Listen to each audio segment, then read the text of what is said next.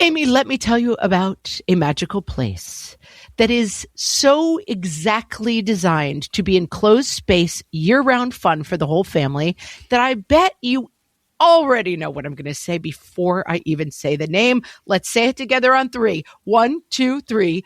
Great Wolf Lodge. You got it, Amy. My kids loved Great Wolf Lodge when we went. You probably already know that it has a huge indoor water park with a wave pool, lazy river, a bunch of massive water slides. But then your pack can hit the other attractions because wait, there's more. Great Wolf Lodge has adventure-packed attractions like Magi Quest, a live-action game kids can play throughout the lodge, plus the Northern Lights Arcade. Spent some quality time there, so your kid who loves the lazy river and your kid who loves fantasy games will both have a great time. Great Wolf Lodge also offers great dining options and complimentary daily events like nightly dance parties, all under one roof. Unpack the car once and you're settled in to have fun. And with 22 lodges across the country, you're always a short drive away from adventure.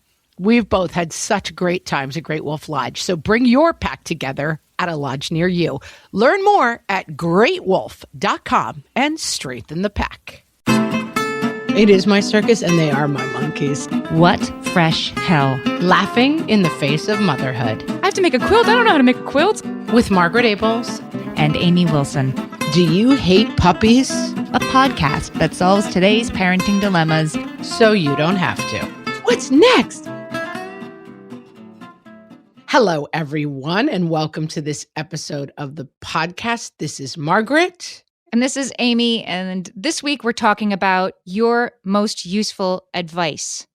Not just parenting advice, right? Advice. No, we were like, advice. Listen, guys, we've had a lot of parenting advice. Now we just want to go to world's most useful advice in a series of different categories. In the whole world. In the whole world, this is the most useful advice you're ever going to hear. So we've traveled the globe to bring you. Yes. And I started this off with the question of my useful advice that just came to mind when I was asking the question was, I had an ex-boyfriend and I was fretting as like a 20-something in the way that 20-somethings do about having been at a party and then we left the party and I was like, I was talking too much and I shouldn't have had that other drink because I got really chatty and now everyone thinks I'm an idiot and they think I was dominating the conversation, blah, blah, blah, blah. And he literally put his hand on my shoulder and he said to me, your whole life would change if you could realize how rarely anyone else ever thought about you. They're too busy thinking about all the stupid things they did. Like no one is obsessing about you. And it really changed my life. What amazes me, and I think that's great advice, is how those moments happen. Like that guy, whoever he is, I'm sure would not remember having that conversation or telling you that, let alone comprehend that he had, changed the direction of your life with these words. Like the aha moments that we receive, people don't even understand necessarily that they're giving them to us, but they do. Do you know what I mean? Yeah, exactly. It's like, it's just whatever the things that like when you need to hear them, you hear them. That's like the scales fall from your eyes. You just fall from the horse on Damascus. You're like, oh my God, everything's different from now on. This makes me think of my own like life advice at this sort of moment in my life, a similar moment. Like it's what you just said about you hear what you need to hear at that moment in your life. Like yes. That's what it is. So can I give you my 20-something overthinking life advice received? Yes. All right. So I was an intern at a theater and I was trying to decide, this was my first year out of college. And then for the next year out of college, I was trying to decide, was I going to do like a bus and truck tour of Romeo and Juliet and spend a year like traveling around? Or was I going to go to New York and step off the bus to seek my fame and fortune and kind of get started in the big city? And I was back and forth, just like you were saying. And this, wizened actor who had seen a million things and done a million shows was like, kid, you just make your decision and then make that decision the right decision to have made. And that was my like lightning, like, what? You just pick one and then make sure it was right? Oh, and I think about that like once a week for the rest of my life. I've been guided by that. And that guy definitely does not remember telling me that. So we've opened up two categories here. And I think that we have so much advice. We went to our Facebook page, facebook.com/whatfreshhellcast, and solicited all of this advice. And we have so much advice, but I think we got to stay in categories. And I'm going to explore the two categories that we've just opened up. Okay. I opened up the category of worrying what people think about you, and you opened up the category of making choices. Those are good. Yeah. So let's start with advice all about what other people think of you. Okay. Lauren says her greatest advice is what other people think of you is none of your business. So incredibly freeing. Lauren is a really free, funny person that like I want to be more like. So I'm going to take this advice to heart. She's right. This is like, don't read the comments in real life. Don't read the comments. Like, and I think maybe more often this is something that women struggle with. I don't often see my husband being like, I'm worried that what someone else thinks of me. Like, I think he's pretty free of this thing. And I look at him and I'm like, how can I head transplant that into myself? Because I do feel like all time spent about worrying what other people think of you is kind of wasted time. Emily says, in the same theme, her advice is not everyone is going to like you. And she quotes Dita Von Teese. I don't know if everyone knows who that is, but she's like a burlesque, like beautiful burlesque show woman. And her quote is, you could be the ripest, juiciest peach in the world, and there's still going to be someone who doesn't like peaches. That's interesting to me because Dita Von Teese is like, she spends a lot of time trying to be the ripest, juiciest peach in the world. Like she is somebody who clearly like spends 2 hours putting her makeup on every day, but is still saying you have to let go of not being all things to all people. Yeah. And there's always going to be people who are like, oh, she's ugly. You know, I mean, there's always going to be somebody who's got that dopey opinion. And it's really just your choice about how much real estate you let people like that take up for you and worrying about like what other people say. And it's hard. You're never going to get to the point where you're like, you overhear someone being like, I don't think she's a good mom, and be like, I don't care what they think. Peaches aren't for everyone. Like, you're never really going to get to the station, but these are good things to keep in mind. I really carry this around. Like just yesterday, I was at my kid's basketball game and I made eye contact with somebody that I know. And she just like looked right through me in this way that I was like, have I done something to offend? Like I was completely taken by it for about 20 minutes thinking like, what have I done? I'm like, I haven't done anything. And maybe she just doesn't like me, but I know I haven't done, like it just, but I had to have this whole like conversation with myself about that for like eye contact that was improperly made at my kid's basketball game yesterday. Like I really do, it still bothers This me. is I like still have your to talk Achilles myself heel. through this. Yeah. Like that person doesn't like me. No, she doesn't. I guess not. Greta brings in advice. You never know when it's the worst day of someone else's life. And this ties in here too. Like, you don't know that woman just got really bad news and like just happened to see you and is not thinking about you, you know? Yes. I've had that experience with other people where someone will say like, oh, you have such a mean face that day. You know, like I could tell you didn't like me. And I'm like, I literally have no idea what you're talking about. I'm sure I was thinking like, did I leave my keys in the car again? Like I was not thinking I don't like you and here's my whole agenda towards you. Do you have bitchy resting face?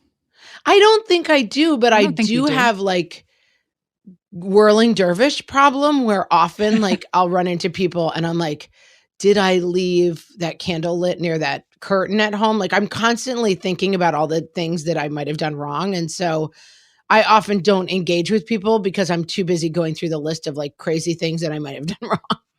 And so I think sometimes people think that I have attitude, but I'm like, no, I'm just doing my grocery list. Sorry. You're following your narrative. I have like the opposite of bitchy resting face. I have like rubbery actor face. And I think it makes, so everything I think is written on my face. And my husband always tells me that like, you don't, you can always tell exactly what you're thinking. No poker But sometimes, face. Yeah, I do not have a poker face. And I might be like, if I'm watching a show, then I'm wearing the expression of the actors on the screen. Like, and so I think that sometimes, yes, I have probably made people think like, oh, she's awful or she hates me. And I'm like thinking about a sad movie I saw yesterday. Like I wear too many emotions on my face, even if they're not ones I'm actually currently having. So it's a problem for me.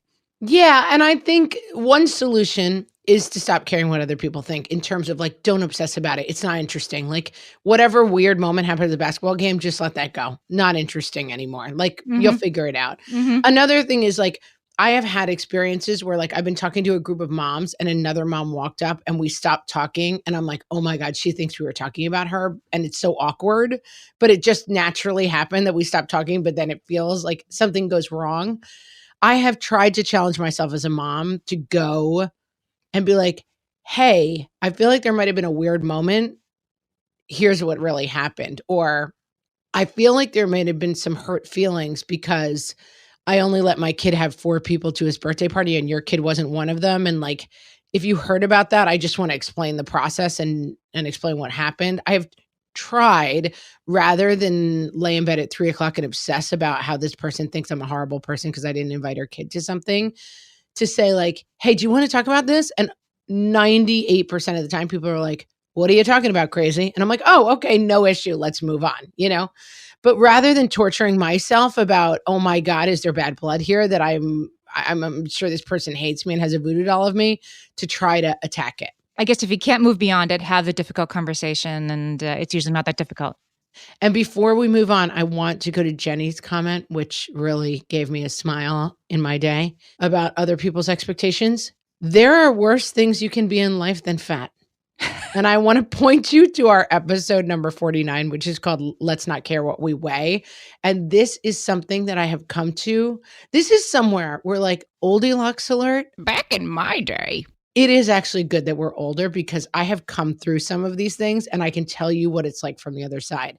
You will regret every moment in your life you spent thinking about your weight. It is not an interesting topic. It does not matter what you weigh. No one else is thinking about it as much as you are. Let it go. Yeah. And you don't judge your friends. I'm like, oh, I really did love her more when she was 135 than she is now that she's 145. Like, you don't look at your friends as being more or less worthy or wonderful, whether they're a size 4 or size 6. You don't even notice. So why do you put this sort of guilt on yourself? I agree completely. Question. And I have a call to action, Amy. Okay. I would like, in this category, to ask all of us to stop greeting each other by making comments about how we look. Yeah. You look good. Have you lost weight? You look great. Oh, you look great. You look tired. I just think we can just greet each other by being like, hey, it's great to see you. You know, that's another thing that I don't think men do. I think that's tied into men spend less time worrying, what do they think? And what are they wondering about how I think? And I don't think men greet each other with, you look thin, you look handsome. They don't. No, they don't. Oh, you lost a little more hair. You didn't. You're fatter. You're thinner. I think, and this is the double-edged sword. Like, we constantly greet each other. Hey, my weight fluctuates by about 20 pounds all the time. Like, sometimes I'm exercising a lot. Sometimes I'm not. Sometimes I have a big stomach roll. Sometimes I look pretty fit. It's just, that's how my weight goes. That's my life. Sometimes I'm just like, I'm having a bad time. I want to eat a lot. Sometimes I'm like, I'm really into running. I'm going to run 5 miles a day. And so I tend to have this like greeting pattern with people where they're like, you look good. Did you lose weight? Did you not lose weight? I'm like, maybe let's just stop that. Yeah. Let's join that call to action, guys. But basically stop. We don't care what other people are thinking about us. It's not our business. It's not our burden to carry. We're not going to think a lot about what weird interaction happened that made everyone hate us. And we're not going to care what we weigh. Okay. I mean, perfect lives, right? Not to do it, not to do those things. Yeah. I mean, that's what we're going to do. That's how we're going to solve this category of life advice. We're going to take that forward with us. I liked what Anne said. Anne is a friend of mine, and she said her words to live by are that both things can be true. And I think this is kind of related to this, that there doesn't have to be, every argument doesn't have to have a winner. Every thing that has 2 points of view can continue to have 2 points of view. You don't have to come to the right and wrong. There can be 2 rights. Yeah, there can be a middle. And my sister-in-law says all the time, the good news and the bad news is the same news, which I think is kind of related. Like, information is not so binary as we make it. And I think especially nowadays, like, just with social media and the political climate and everything, there just tends to be this thing of like, you are on this side or on that side. I used to live in California, and they would do these props where you had to vote on things like that would change the government, basically. And we used to always laugh because the ad campaigns for them were always like, Prop 92. Do you hate puppies? And then it would be like, you'd see another ad and they'd be like, Prop 92. If you vote for this, a seal gets clubbed. Like, and you'd be like, wait, what? Like, how can these be the 2 choices? Like, they would try to make things so binary, and there's a lot, you agree on so much more than you disagree on. That's bottom line. This is one of my favorite Stephen Sondheim lyrics. He says, "Is it always or? Is it never and?" And that's what this is. Like, it doesn't have to be. There's too much or in our lives, and we can allow room for more. Not enough and. Yeah. All right, I want to circle back to your advice, which is about how to make choices. Oh, okay. Because we got a ton of feedback on how to make choices, and I thought there was a lot of really interesting stuff. This one is a recent addition. This is a recent aha moment for me, and I've been using it, and it's good. Susie Welch, who's a business writer for Bloomberg and O Magazine, she has a book called 10-10-10. And to break down into the most basic terms, what she says in this book is if you have to make a difficult decision, you have to address it from 3 different time frames. How am I going to feel about this thing 10 minutes from now, 10 months from now, and 10 years from now? And if you frame your difficult decision, should I move to New York? Should I take this job? Should I sign up for the marathon? As to how you're going to feel about it 10 minutes from now, 10 months, and 10 years, that it immediately makes your decisions so much easier to make. That's great advice. It's really good. And I think a lot of what makes choices difficult, like the other side of the choice is where peace is. Like basically for me, I have a lot of trouble making choices. And even my husband and I were dating. We'd met under very unusual circumstances. We'd been involved, basically, we had just met and been involved. This is a story for another day, but we'd been involved in an accident. So we didn't know each other very well. And then we went into this like very intense situation where I was caring for him. He was possibly not surviving in a hospital. If you've seen The Big Sick, that was basically our relationship. And so I had a lot of kind of doubts about like, is this relationship fundamentally sound, or are we just caught up in this weird thing where like we had this big trauma?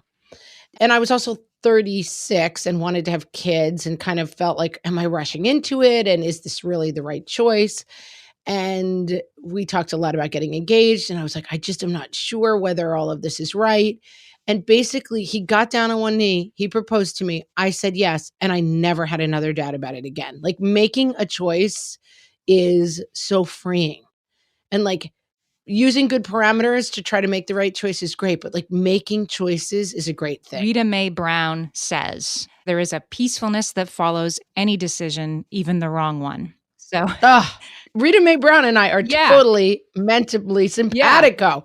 Well, listen, we got a ton of advice about making choices, and we're going to come back with that right after the break. For some of us, tax season is one of the only times that we look at our finances fully. And once it's over, well, that was terrible. And it is completely understandable not to want to think about it for another whole year. But using Monarch and being intentional with your finances in an ongoing way helps you see where your money is going and how you can put your refund to best use. We are here to tell you, simplify your finances with Monarch. Monarch is the all-in-one personal finance tool designed to make your life easier. It brings your entire financial life, budgeting, accounts and investments, net worth, and future planning together in one dashboard on your phone or laptop. Feel aware and in control of your finances this tax season and get 50% off your Monarch subscription with code FRESH.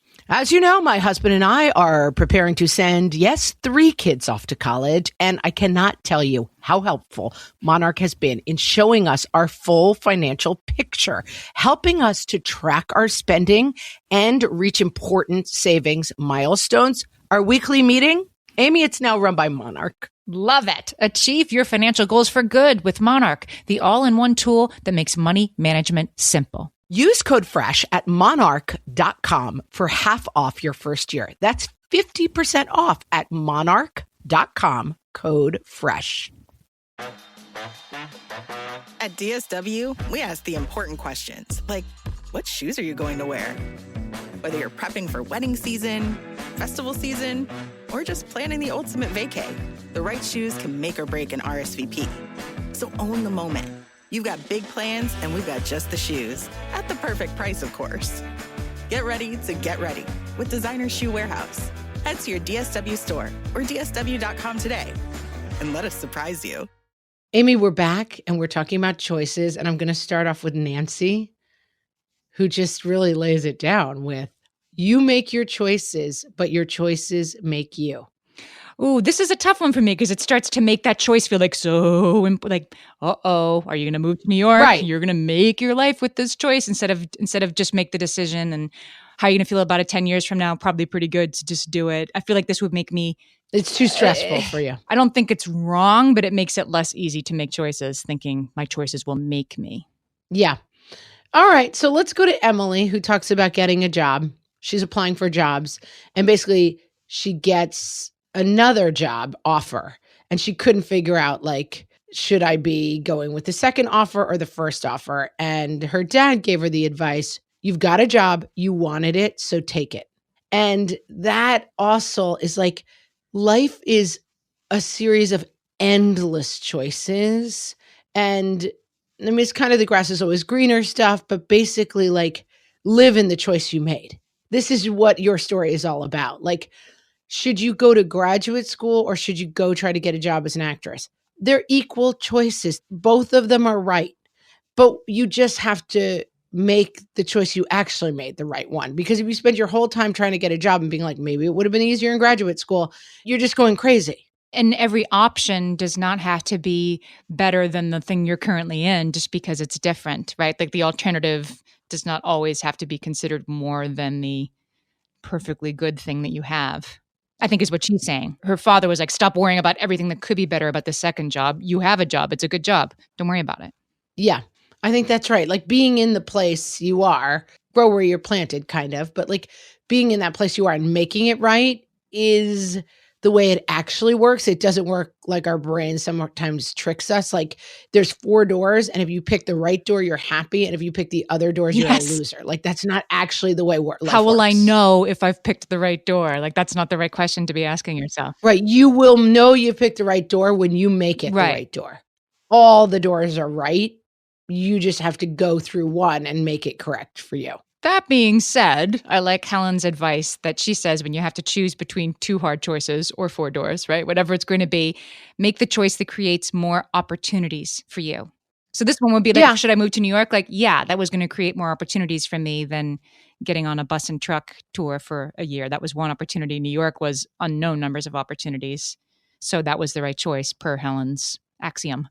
Right. I keep saying that your choices are graduate school or move to New York, but it was bus or truck tour of the United States. Bus or truck super tour glamorous, or move to New York. Also super glamorous. I lived in my friend's, like a mattress in my friend's living room floor for like 6 weeks. I had a friend who gave me the advice a long time ago. You always choose action over inaction in a choice.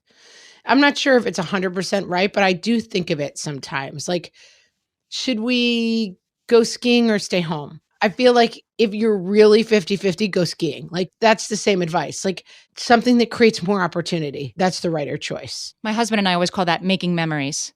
Like, should we go apple picking today, or should we just like all stay home and let the kids like watch TV and do homework? And he'll be like, making memories. Like, yeah, you have to do the one that involves more action, that involves getting in the car, the day that you'll remember for some reason instead of the day that is like every other.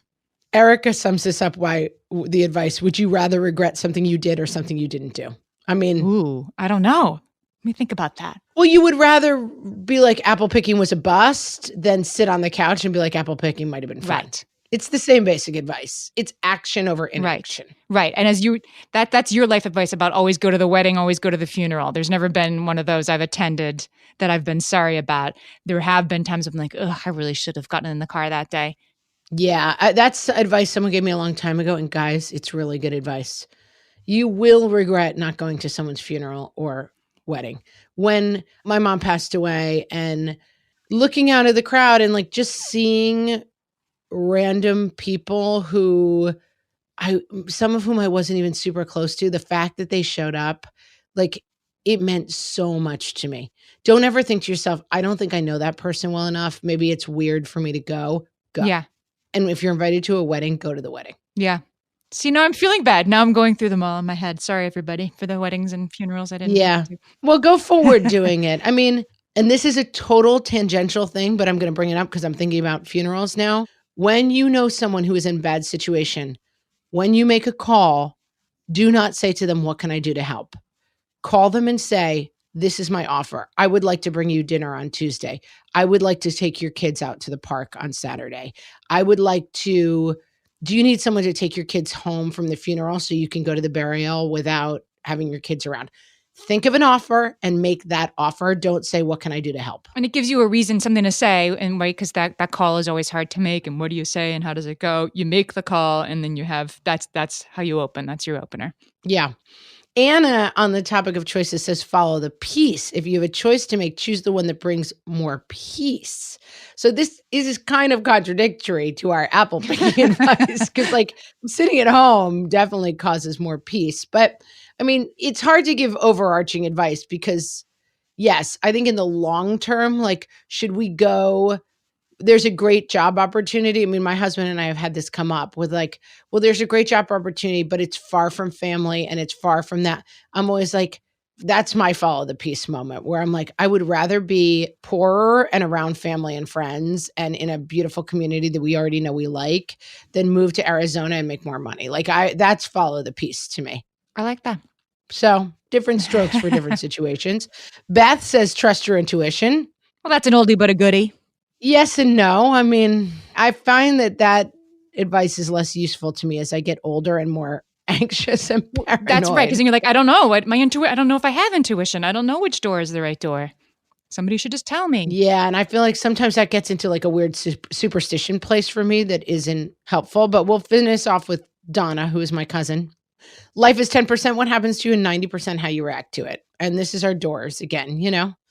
And this is the thing, don't sweat the choices that much because the reality is you make the choice right. Life doesn't happen to you. This is very Buddhist, that they talk about like life is going to have suffering. Life is going to have some things that aren't going the way you would want them to go. And like that's by design, right? And that how you react in those moments, that's what causes the pain. That's the gap between how things are and how you wish they would be, that you spend this pain yearning trying to close the gap instead of accepting where you are. I mean, that's easy for me to say as somebody who's not in a incredibly stressful situation right now, but I think that is true, that your reaction to things or you worrying about bad things that might happen, that's even more important to get rid of. Worrying about what if this didn't go well and what if I moved to Arizona and I didn't know anybody, like that's a lot of useless emotional baggage that you're expending on hypotheticals. Yeah. And these are the things that like, these are the resets that we have to always do because you're always going to be doing this, but like reset. I'm thinking too much about my weight. Reset. This doesn't matter. I'm going to stop doing it, you know, and just all of these things they're not like, okay, start today and look, happiness. It's reset today and then keep coming back to one and doing it again and again. So I think now we've made our choice. Now we're going to move to advice that helps us live in that choice. Oh, okay. I have a good one from Jennifer. Don't wish your days away. If you work 9 to 5 and have days that are slammed with tasks, don't wish them away and wait for the weekend. I found this a lot when I had little kids. I felt like I wished some of the time away, you know. Oh my God, I can't wait till she's out of diapers. I can't wait till she goes to full day kindergarten. I can't wait till I don't have these 3 in diapers. Like you're going to have that feeling sometimes, but I actually wrote and stuck on my door at some point when I was really struggling with this. The Beautiful Boy, the John Lennon song, has the great line, life is what happens to you when you're busy making other plans. And like, I feel like that is such a cornerstone of life. Like, oh my God, I'll be happy when I have the kids out of diapers. Oh, I'll be happy when I can get back to working. I'll be happy when I blah, blah, blah, blah, blah. And I teach with a guy who oftentimes in class, someone will be saying, well, what I want to do when I get good at this is teach it to other people and share with other people the skills that I've learned. And he always says to people, and it always resonates with me, you're already doing it. You're already showing the other people in the class, like how you've learned and grown and done it. Like there is no, when I get to the magic imaginary door, I'm going to start living this life I want to live. Every day you have to be like, you're already doing it. This is your real life. I need to hear this as like a super productive person that's always trying to get more done. My daughter has the flu and she's been home from school now. This is her 5th day at home. I'm, kind of stuck in the house with her. I mean, other than like going to the drugstore to get more Puffs Plus. I'm kind of in the house with her, and it's sort of like, I'm supposed to be doing stuff. I'm supposed to be working on this, and I'm not really, because I either am working on something and feeling guilty I'm neglecting her, or I'm just with her and neglecting my to-do list. And I have to try to remember on days like today that like today, this is my job today, right? My job today. Right. I'm already doing it, as you said. I'm making the world a better place today by hanging out with my kid and watching some, silly HGTV show with her and giving her some tea with honey. That is my job today. I don't have to worry about the 100 things. They will be there next week when she goes back to school. My Aunt Terry, who we had as a guest on the podcast, has a hilarious version of this advice, which is when people are like, I just really want to move to Maine. I think I could find a cabin, a fishing village. I think we're going to go to Florida at some point, and we're going to start this whole other life when we're in Florida. And her advice, whenever she hears people talking this way, is the problem is wherever you go, your head goes with you. And it's like, your problems are your problems. There's no space, there's no place, there's no job, there's no lottery ticket. There is nothing that is the other place where your problems don't exist, where you don't exist, where everything that is going on with you, there is no other place. Your head's going to go with you to Florida, and you're going to be the same person when you get there. Like, wherever that mystical place is that you think like, I felt this way a little bit about like, oh, well, when I'm married, I'll be a normal person. And when I have kids, I'll be a functional person. And it's like, oh, guess what? I'm still my same messy self. I just have a husband and a kid now. Like, my head came with me. And I love that advice. It's like it's funny, but it's very simple. We've covered a lot, Amy, but there's a lot more to talk about. Yeah, I see a good one. I want to talk about when we get back. You got one primed when we get back? All right, sounds good. You're listening to this podcast, so I know you've got a curious mind. Here's a helpful fact you may not know yet. Drivers who switch and save with Progressive save over $900 on average. Pop over to Progressive.com, answer some questions, and you'll get a quick quote with discounts that are easy to come by. In fact, 99% of their auto customers earn at least one discount. Visit Progressive.com and see if you can enjoy a little cash back. Progressive Casualty Insurance Company and Affiliates. National average 12-month savings of $946 by new customers surveyed who saved with Progressive between June 2024 and May 2025. Potential savings will vary. All my kids learned to swim when they were little. It was super important to me that they be confident and safe in the water.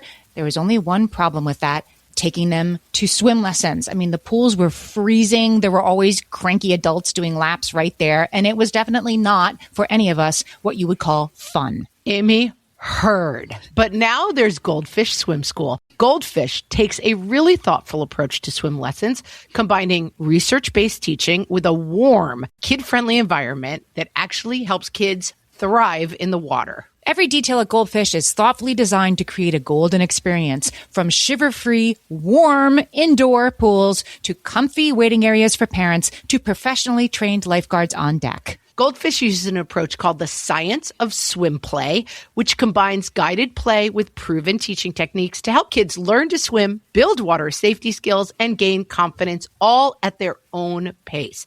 Lessons are designed to meet kids exactly where they're at. If you've been thinking about swim lessons or just wondering where to start, this is a great opportunity. Right now, Goldfish Swim School is offering a waived membership plus your child's first lesson free at participating locations. Just visit goldfishswimschool.com/free to find a location near you and enroll using promo code FREE. That's goldfishswimschool.com/free, promo code FREE.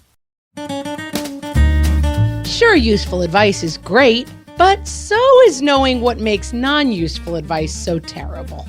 And now, famous advice disputed from the What Fresh Hell podcast.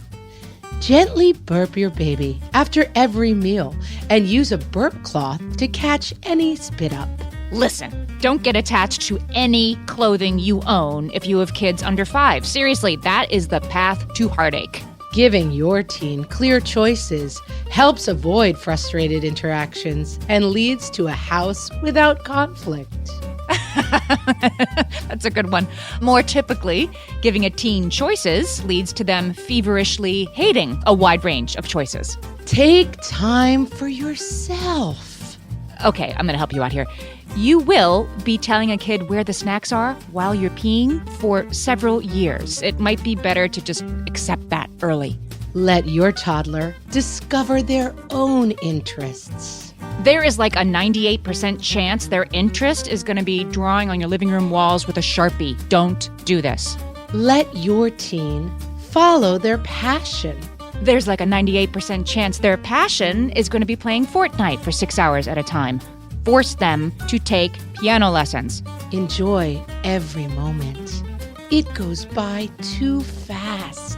Oh, this is so true. I mean, the toddler just threw up in the minivan and my 6-year-old screaming about the horrible smell, all while shrieking covers of pop tunes sung by preteens blare from the radio.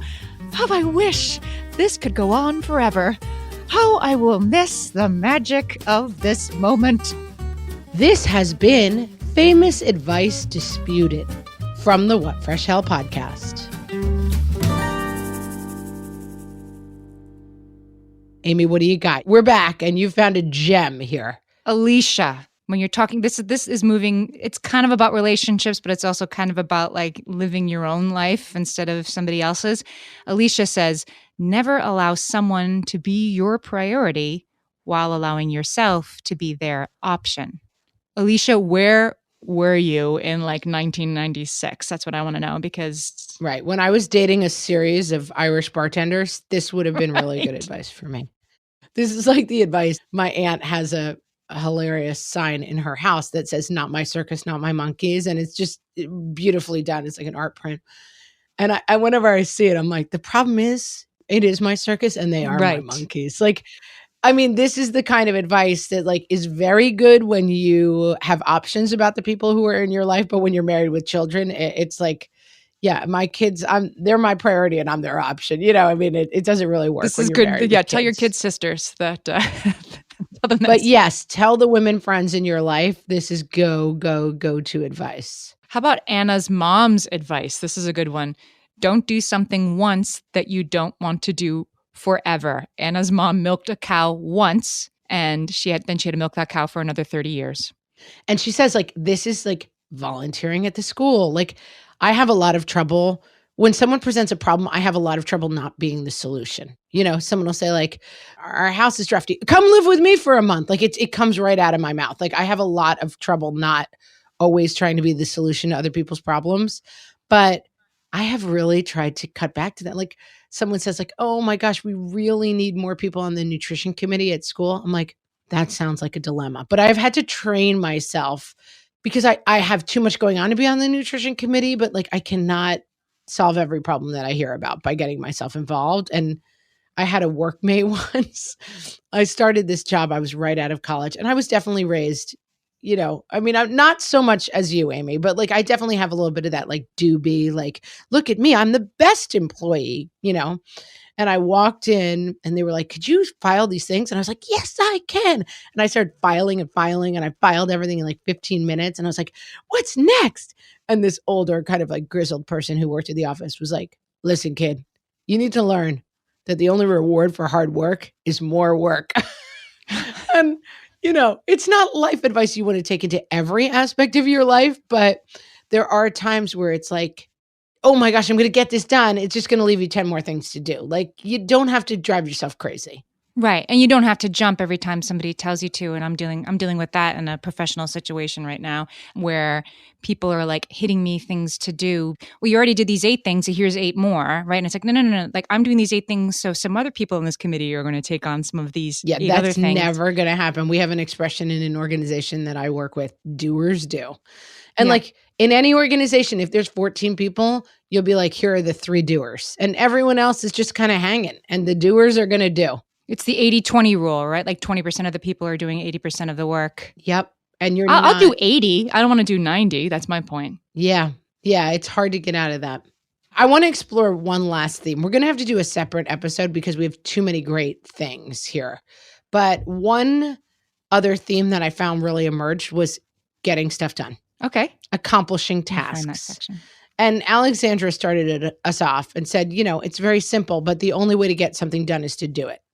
And this seems like duh kind of advice. But Ashley responded and she said, I'm a personal organizer and I tell people all the time, the hardest part is just starting. And this is another thing that I feel like has been a revelation of my life. Like worrying about doing it, it's like the choices thing. Worrying about a choice, the other side of any choice is peace. Worrying about starting, the other side of it is getting it done. Like nothing to it but to do it. Like the things that hang over your head become huger and bigger. And my husband and I have a situation that we were in where there was sort of a problem within the family and it was becoming bigger and bigger. And it seemed like so nightmarish. And at some point we made a plan, my husband and I, and we woke up at like 6:00 in the morning and we're like, we're going to tackle this thing all day. And we finished it in 12 hours. And it's like we spent a year worrying about it. And then we just went and did it. And I've said before, like I used to have dreams as a kid where like a bear was chasing me. And I finally realized if I turned around in my dream and looked at the bear, it would disappear and I would wake up. Like not doing things, the bear starts chasing you and it becomes bigger and scarier. And just doing it is freedom.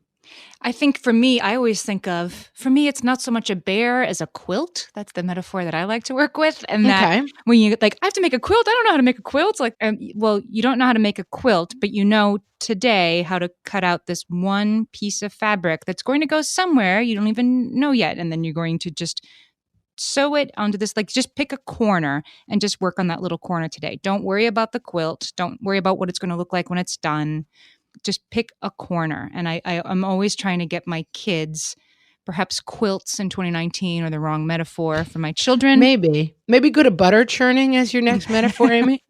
It's like when you're churning the butter and it's just a little bit. You know, don't you? But like go closer. Just do one thing. Your house is a mess. Okay, start with the junk drawer. Just start with the junk drawer. And while the tea's in the microwave or whatever, like pick one part of the junk drawer, throw away 25 books of matches and now you only have 3. Like just do that and worry about that. I think smaller bites. I have often heard this advice expressed as how do you eat an elephant one bite at a time? And that's the same idea. Like the task is too overwhelming. You just have to start. Take a bite. Yep. And eventually you'll get there, you know? And I think another part of this, which Justine captures, is my father always used to say not to dwell on the woulda, coulda, shoulda of a situation. The past is the past, and we can't time travel to make changes. We have to deal with the things we can control. And I think this gets wrapped up in this idea of like, wait, how can I do this? Everything's messed up. Everything's ruined. There's no point in going forward. And again, like this is the kind of way my kids talk sometimes.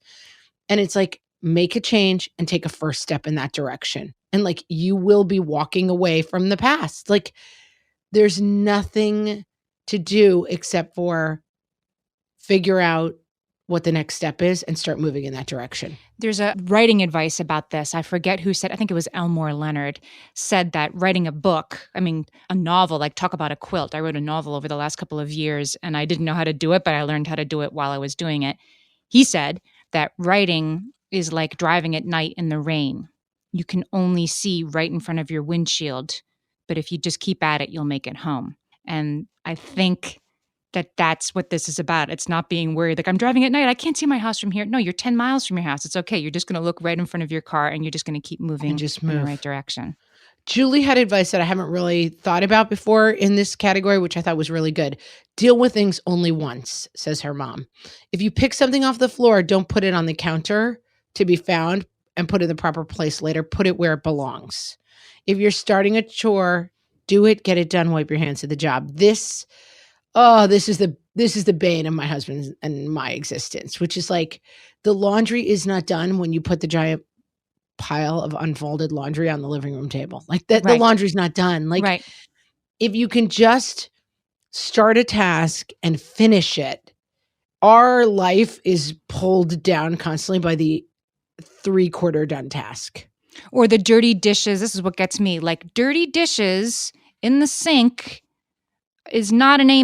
That's like a C. They go in the dishwasher and all you're doing is moving the dirty dishes from one place to another place so that I can finally in frustration put it all in the dishwasher. Like it doesn't count. Finish the job. But we shouldn't worry so much about other people. We just talked about that. And so I have learned this. Gretchen Rubin says that if something takes less than a minute then just do it. So in other words, like hang up your coat. It's going to take less than a minute to go hang it up instead of throw it on the chair. Or, open the mail and put it in the bills to be paid file.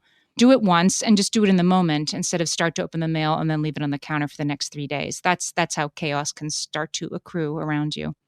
And Gretchen Rubin has the famous advice that I have really taken to heart this year, which is just make your bed. Get up and make your bed. Then like the first thing of the day, you don't start the chaos of the morning with like, okay, now my room's a wreck. If you just make the bed, like you're done. It's an early win. And I'm not much of a bed maker, I got to say, but I get it. Like a little win in your first 5 minutes. It's what works for you. Overarching problem in my life is chaos. Like my husband and I are both messy people. We're both whirling dervishes in different ways. And our house constantly feels in a constant state of chaos. And I have realized in the new year, I've really committed to keeping the house cleaner and more organized. And it gives me a true sense of calm. Like the chaos is bad for me.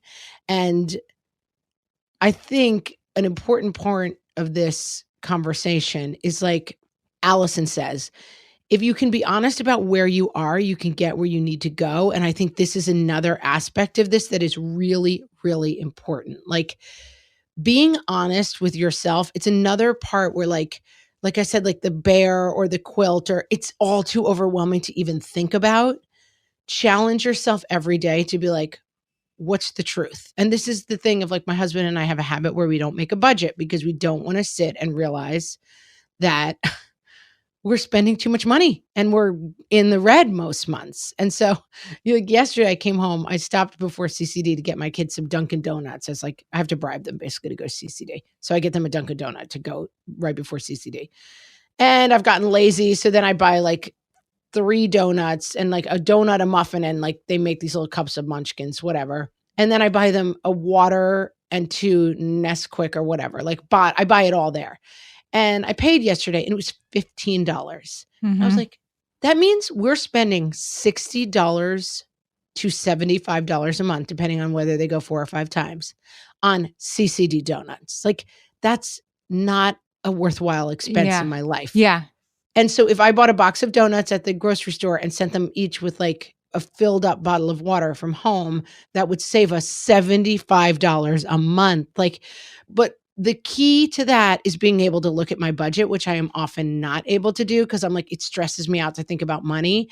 But if I don't think about money, I actually stress much more because I just feel the whirling tornado right behind my ear of like, you are going to go bankrupt and lose your home. Like, so know where you are. I will promise you that looking really hard at the problem is extremely scary, but often it's not as bad as you think it is. And you're doing one thing. Like, don't let the fear, the elephant-sized fear, prevent you from taking like one bite. Like, okay, if I'm going to spend $50 less at Dunkin' Donuts next month, that's a really good insight. And right there, you're saving $50 a month. That's $600 you just figured out you're not going to spend in 2019.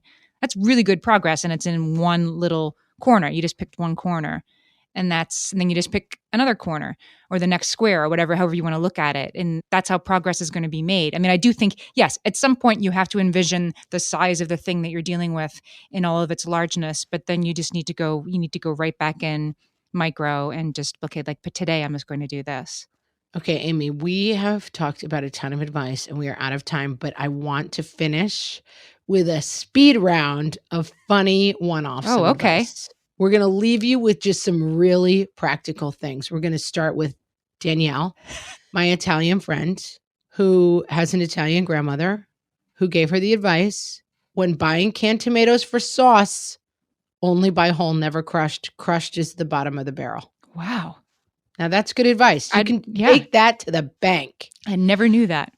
I like Ruth. Yeah, let's read Ruth. Ruth says, never make any important decisions after 8:00 at night.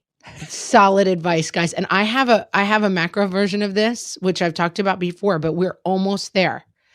My giant advice, which I give to all of you, especially those of you who live in cold climates, never make a major life decision in February. It's cold, it's dark, and you're going insane.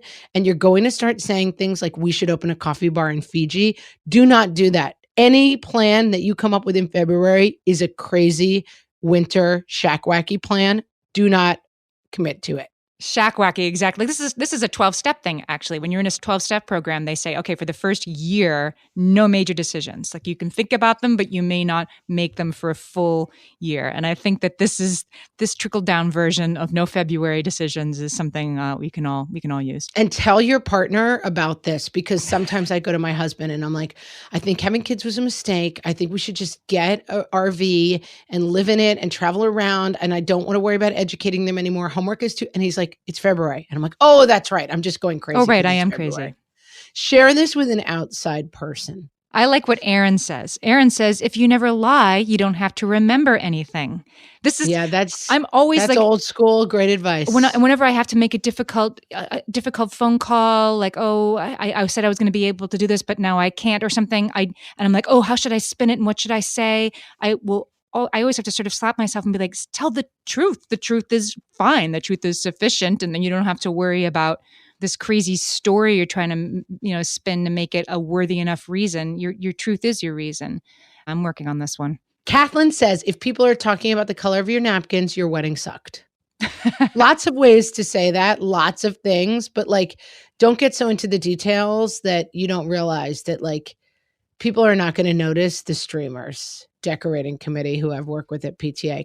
People, it's the tiny details don't matter. Yeah, they matter much less. I feel like that takes us full circle back to the whole, like, you wouldn't worry about what other people think about you if you knew how little they did. Like it's all the way back to live your life without worrying about what people are thinking about the color of your napkins. Yeah. So live your life. Go put that Rihanna song on, Live Your Life, and just groove out for a little while, guys.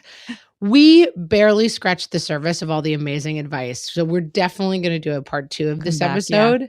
But lots and lots of good takeaways. Not much for the website this week, Amy. No, but this all came from, you can always go to our website, which is whatfreshhellpodcast.com. But I will probably this week kick back to our Facebook page and group. That's where the action's at this week.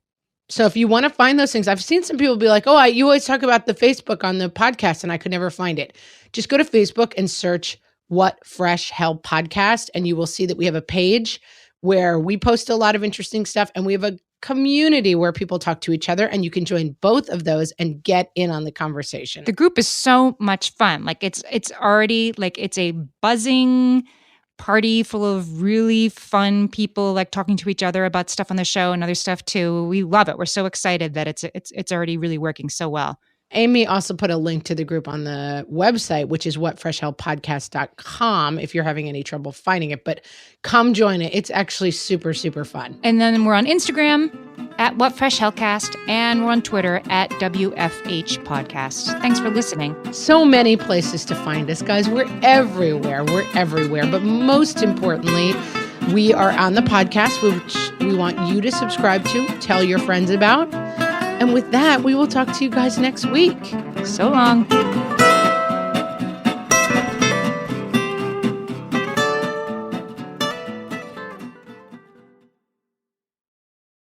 Close your eyes. Listen to Monday.com. Feel the sensation of an AI work platform. So flexible and intuitive, it feels like it was built just for you. Now open your eyes, go to Monday.com, start for free, and finally breathe.